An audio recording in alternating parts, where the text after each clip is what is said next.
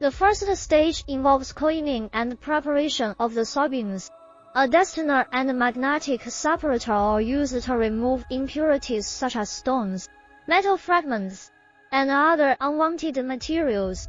After cleaning, the soybeans are conditioned through a hydrator. Next, the flakes enter the cooking and pressing phase. In this step, a cooker heats the flakes to denature enzymes and prepare them for pressing. The cooked flakes are then fed into screw presses or expellers, where mechanical pressure forces out a significant portion of the oil. This crude oil is collected and sent for further refining, while the remaining solid material, known as soybean meal, solvent extraction uses hexane or another suitable solvent to extract the residual oil from the meal. The extractor, often a continuous loop system, ensures maximum oil recovery.